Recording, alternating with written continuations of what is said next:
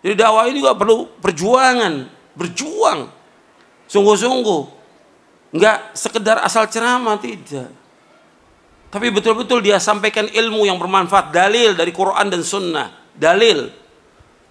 Dan perlu kesungguhan untuk menyampaikannya, supaya orang mendengar dan paham tentang agama ini bermanfaat. Makanya para dai merupakan mafatih lil khair. Mafatih lil khair, pembuka pintu-pintu kebaikan. Maghaliq lisyarr, untuk menutup pintu kejelekan. Kita harus demikian. Para dai, para ustadz, para kiai dan yang lainnya harus jadi mafatih lil khair, pembuka pintu kebaikan.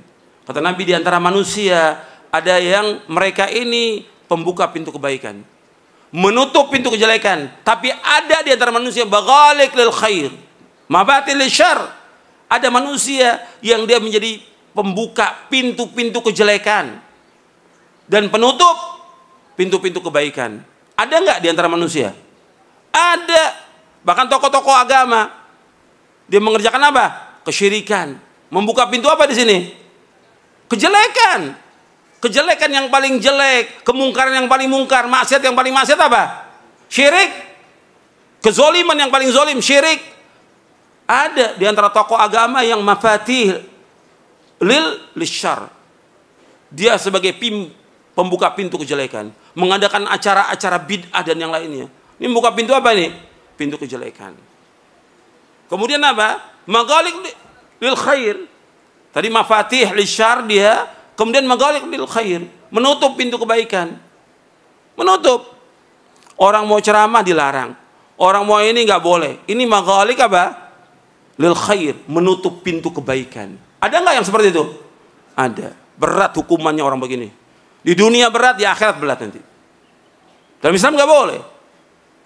Dalam Islam mesti jadi kita pintu mafatilil khair, maghaliq lisyarr, pembuka pintu kebaikan dan menutup pintu semua kejelekan. Kejelekan selamanya nggak boleh didukung, nggak boleh dibantu, nggak boleh selamanya. Tapi kebaikan harus dibantu, harus didukung. Harus. Makanya antum harus terus berjuang ini dalam dakwah untuk tegaknya agama ini. Karena ganjarannya besar. Besar ganjarannya di dunia maupun di akhirat. Enggak ada perkataan di muka bumi yang paling baik melainkan orang yang mengajak manusia kepada kebaikan. Tapi dia harus berilmu. Allah menyebutkan dalam surah Fussilat, "Wa man ahsanu qawlan mimman da'a ila Allah wa 'amila salihan wa qala innani minal muslimin." Tidak ada perkataan yang paling baik di muka bumi melainkan siapa? Itu orang-orang yang berdakwah di jalan Allah dan dia beramal soleh dan dia mengatakan saya adalah orang-orang Islam.